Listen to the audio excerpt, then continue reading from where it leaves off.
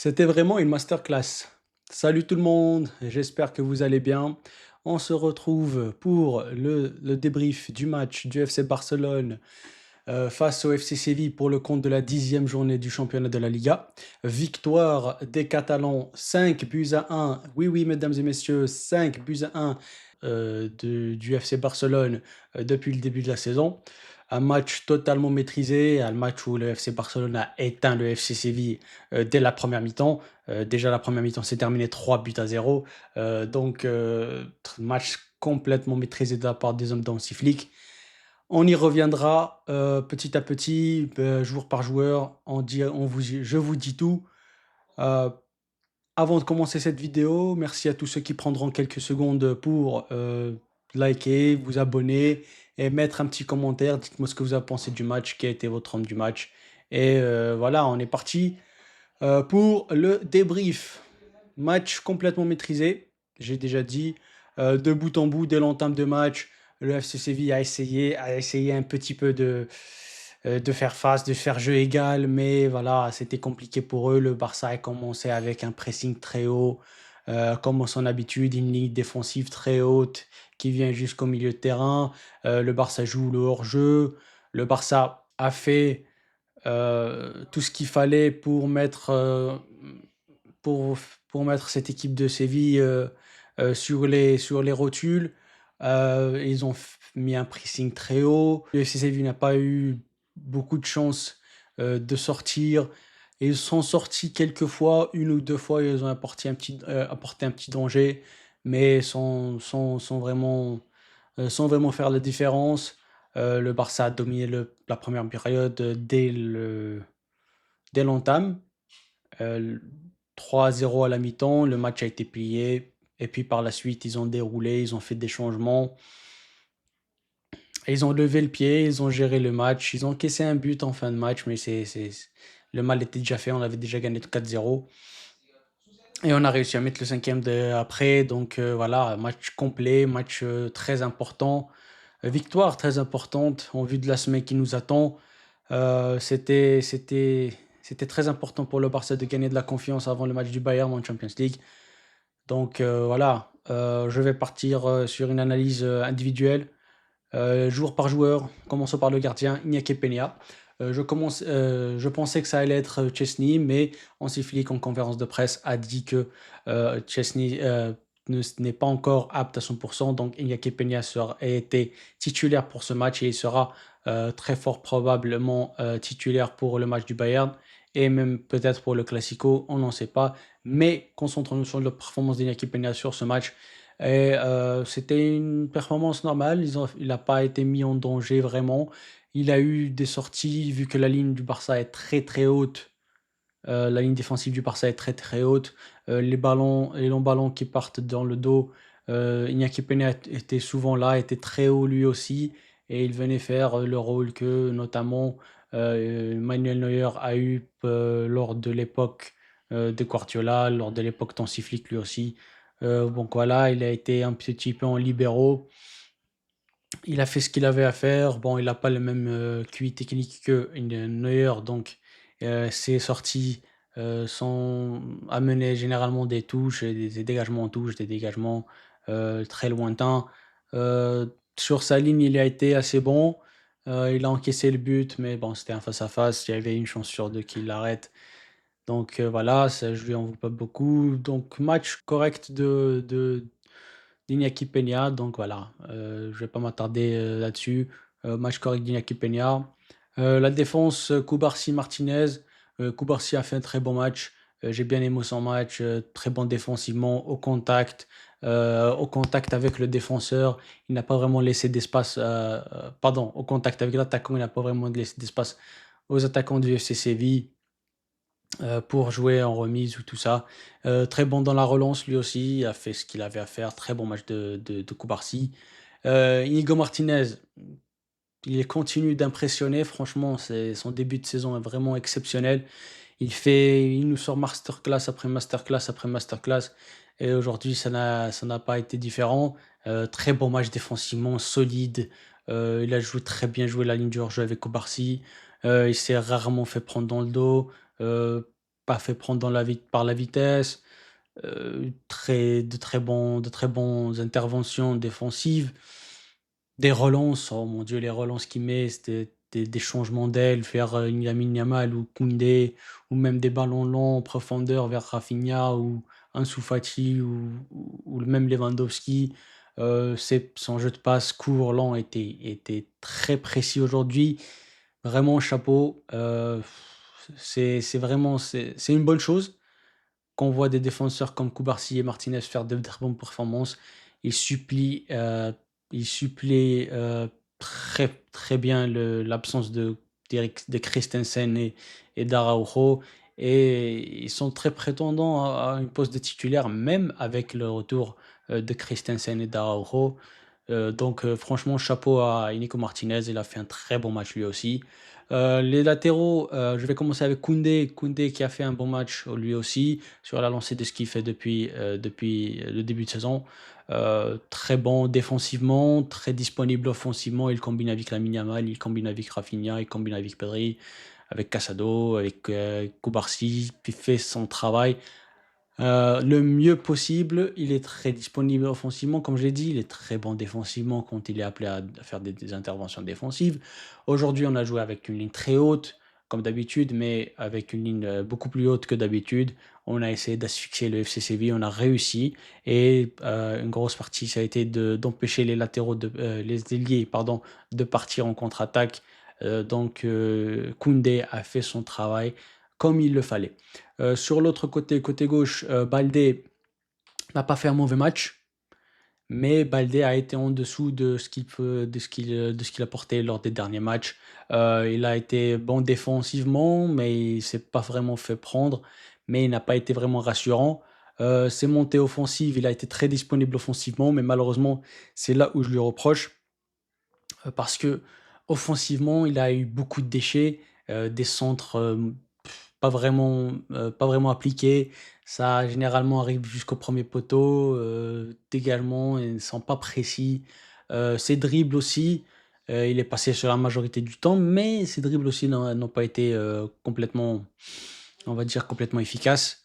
Il a perdu beaucoup de ballons, il s'est fait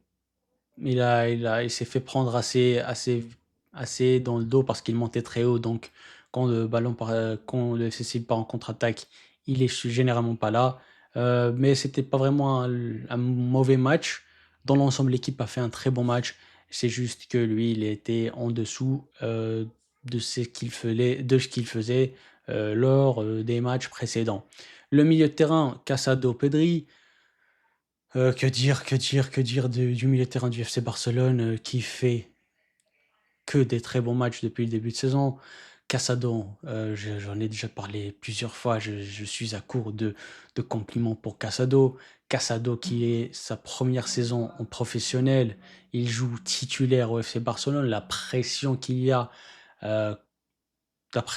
a avec, les absences, de Jong, Gavi et Bernal et d'autres milieux de terrain.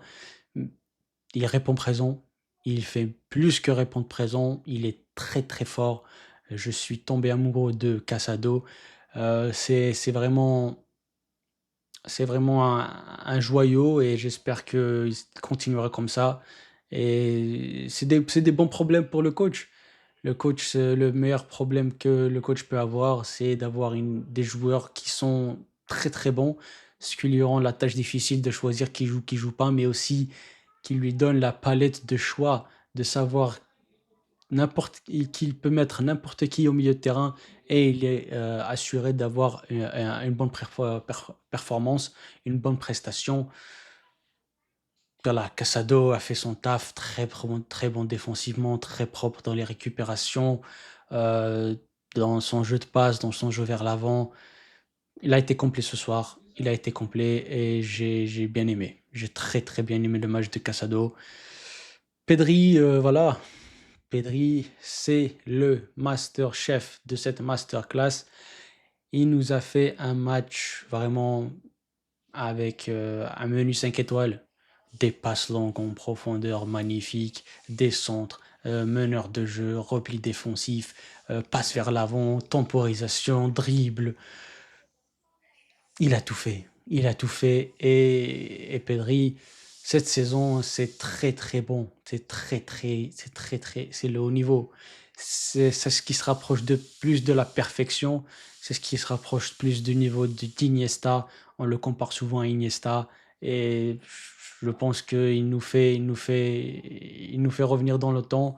Quand je vois Pedri, je vois Iniesta.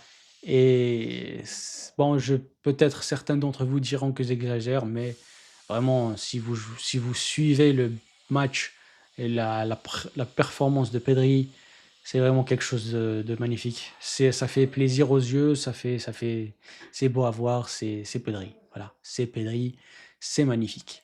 Le numéro 10 aujourd'hui, c'était Rafinha. Rafinha, très bon match, très bon match. Il est sur la lancée de ce qu'il faisait avec le Brésil lors de la trêve internationale. Il nous a fait encore un match très très important. Il a ramené le penalty, il a fait un match de patron. Des efforts physiques, il s'en fout, il court, il fait le pressing, il se donne, il fait des appels en profondeur, il temporise, il dribble, il est sur les coups francs. Il fait tout. Il fait tout, Rafinha, et c'est magnifique. C'est l'un des meilleurs joueurs du FC Barcelone cette saison. Si à certains disent que c'est le meilleur joueur du FC Barcelone cette saison,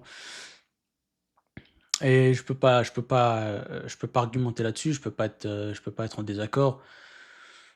Tout ce qu'il fait prouve que c'est vraiment l'un des meilleurs joueurs du FC Barcelone, si ce n'est le meilleur joueur du FC Barcelone. Donc très très beau match de Rafinha encore une fois. Voilà, j'espère qu'il continuera comme ça, que toute l'équipe continuera comme ça. Lamine Yamal a été moins en vue, à mon goût. Il a fait un très très bon match, mais il a été moins en vue. Il est sorti, ce qui est une bonne chose après son très beau match. Il a fait un très beau match. Ne me faites pas dire le contraire. Il a fait un très beau match. Un petit peu en dessous, mais quand même. Il a éteint le défenseur, son défenseur latéral sur son vis-à-vis sur la première mi-temps. Il lui a fait la misère. La deuxième mi-temps, il s'est un peu géré, bien sûr, comme toute l'équipe. On menait déjà 3-0, donc voilà. Il s'est un peu géré. Il est sorti, je crois, à la 60e, quelque chose comme ça. C'était une bonne chose de la part d'Hansi Flick de le faire préserver un peu. Il a joué 90 minutes avec l'Espagne. Il n'a pas joué le deuxième match pour des raisons de blessure, précaution, surcharge musculaire. Voilà, il a été amené à jouer ce match en tant que titulaire. Il a fait le taf, passeur décisif sur le but de Pedri. Il a fait le taf, voilà. Euh, je lui demande pas plus. On lui demande plus sur le match du Bayern et celui du Real Madrid, mais pour le moment, aujourd'hui, il a fait ce qu'il fallait. Encore très bonne prestation de Lamine Yamal. Ansu Fati, c'est le deuxième joueur que je trouve, avec un jeu de mots, en dessous. Ansu Fati, aujourd'hui, il a fait une très bonne, je ne veux pas dire très bonne performance parce qu'il n'a pas été bon. Euh, Ansu Fati a fait un match correct. Il a été sollicité, il a joué en combinaison, il a fait ce qu'il fallait faire. Mais il manque de précision, ses déplacements n'ont pas été justes. Il a essayé de participer au jeu, mais il a essayé de dribbler, il a essayé d'amener la différence. Il a fait des bonnes choses. Je vais pas rester, m'asseoir ici et dire qu'il n'a pas fait de bonnes choses. Il a fait de bonnes choses, mais c'est pas suffisant. Mais quand même, je lui donne toujours confiance. J'ai confiance en lui. J'espère qu'il reviendra à au meilleur niveau. Et voilà, Ansu Fati, un petit peu déçu de sa performance, mais il y a toujours de l'optimisme. Il y a du bon dans son jeu, il y a du bon dans sa prestation aujourd'hui. Mais voilà, un petit peu plus, surtout dans un match comme celui-ci où il a commencé titulaire, lui a donné la confiance. Voilà, un match comme aujourd'hui où il a été totalement maîtrisé, c'était un match pour lui de se mettre en confiance. Peut-être une passe décisive, peut-être un but, mais bon, il n'a pas fait ça. Mais c'est pas grave, c'est pas grave. On compte sur lui. Il est toujours très important pour l'équipe. Je termine avec l'équipe titulaire avec, Lewandowski. Lewandowski doublé, déjà 12 buts en 10 matchs de championnat, ce qui est une chose très, très merveilleuse pour lui. Je suis très content pour Lewandowski, il revient au à son meilleur niveau. Lewandowski is back et c'est une bonne chose pour nous. Espérons qu'il continuera à marquer dans les 2 matchs importants qui suivent. Voilà, cette semaine était très importante pour nous, mais aussi pour le football, international. Il y a beaucoup de choses qui s'apprêtent. Il y a beaucoup d'événements à venir. Donc voilà, Lewandowski a fait un très bon match. Lewandowski a marqué 2 buts. Il a combiné, il a marqué un penalty, il a combiné, il a fait des passes, il a tenté, il a eu des occasions. Voilà, c'est ce qu'on attend de lui. Avec l'apport du numéro 10, on trouve qu'il est beaucoup plus à l'aise, il est beaucoup plus buteur. L'année dernière, on jouait avec un 4-3-3 assez, plat, avec pas de numéro 10, réel numéro 10. Donc Lewandowski a été amené à sortir de sa zone, de sa surface pour essayer de faire du jeu. Cette saison, non. Cette saison, Hansi Flick lui a mis un numéro 10, pour faire ce qu'il faisait de plus avec Xavi l'année dernière. Cette saison, le numéro 10 le fait. Voilà. Donc lui, il ne lui reste plus qu'à être dans la surface, à essayer de combiner, à essayer de faire des passes en profondeur, des passes décisives, à essayer de marquer. C'est ce qu'il fait. C'est ce qu'il fait depuis le début de la saison et les statistiques le prouvent. 10 buts, 12 buts en 10 matchs. Voilà, c'est des statistiques de serial buteur. Et voilà, en route pour son Pichichi, j'espère qu'il l'aura. Donc voilà, les remplaçants, donc Hansi Flick a essayé de faire tourner, il a fait des changements assez tôt, je vais dire, on va dire, 60e, 70e minute, je crois que 70e minute, c'est les premiers changements qu'il fait. Heu, Pau Victor a joué en numéro 9, il a fait, un bon match, une bonne entrée. Pour moi, il a été disponible, il a pas vraiment pesé sur les défenses comme, Lewandowski le faisait, mais il a fait quand même ce qu'il fallait faire. Le match était déjà plié 3-0, donc il n'a pas vraiment eu à se forcer. Donc voilà. Heu, qui d'autre? Pablo Torre. Pablo Torre, auteur de 2 buts. Pablo Torre, j'ai bien aimé son entrée, il a été bon, il a marqué 2 buts, il a été disponible, il a été décisif. Voilà, c'est ce qu'on attend d'un joueur comme lui. Voilà, on attend des remplaçants qui viennent, qui rentrent et qui fassent la différence, même si le match est plié. Donc il a marqué le 4e et le 5e but. Voilà, très bonne performance, très bonne entrée de Pablo Torre et voilà, j'espère qu'il continuera ainsi et mesdames et messieurs, on a eu le retour, de Gavi. Gavi est rentré en jeu, il a remplacé Pedri. Gavi qui revient d'une blessure de plus d'un an. Un an d'absence et voilà que, Gavi pardon revient. C'est un très bon retour pour le FC Barcelone. Je suis très content pour Gavi et pour le FC Barcelone. Gavi qui a fait, j'ai vu les vidéos que le compte du FC Barcelone, publie sur lui. Il a fait une récupération de malade mental. Voilà, il a fait une préparation, physique, vraiment juste, impeccable. J'espère que cette blessure est derrière lui, qu'il ne se reblessera plus jamais. C'est ce qu'on souhaite. Il a joué, je crois 10 minutes, donc voilà, Gavi de retour au bon moment, au très bon moment. Fermín Lopez est rentré lui aussi, il a il a joué quelques minutes. Retour de blessure pour lui aussi. Pas de Frenkie de Jong ni de Daniel Olmo, je pense qu'ils seront préservés pour le match du Bayern. Je ne sais pas ils seront titulaires ou est-ce qu'ils seront remplaçants. Ça, on va falloir attendre, la décision d'Hansi Flick, mais ils sont pas rentrés, ce qui leur a donné un petit moment de repos, voilà, un petit match de repos, quelques jours de repos en plus, ça fait pas de mal. Le plus important, c'est le match du Bayern. L'essentiel a été fait aujourd'hui. Voilà, victoire du FC Barcelone 5-1. Dites-moi en commentaire, qu'est-ce que vous pensez de la prestation, du FC Barcelone en général. Dites-moi vos flops, dites-moi vos tops, qui a été selon vous l'homme du match. La Liga a nominé, Lewandowski pour son doublé. Dites-moi qui est selon vous l'homme du match. Qu'est-ce que vous pensez de la performance de Martinez, de Pedri, de Casado, de Gavi, le retour de Gavi, dites-moi ce que vous pensez du retour de Gavi. Sur ce, voilà, match totalement maîtrisé, victoire très importante. On garde nos 3 points d'avance sur le Real Madrid avant le Classico. Mais avant ça, le match très important du mercredi soir face au Bayern Munich en Champions League. On se retrouve très prochainement pour l'avant-match. Il y a beaucoup de choses à dire. Likez, partagez, abonnez-vous. Merci d'avoir regardé ce débrief jusqu'à la fin. Et Visca le Barça! Toujours. Allez, ciao.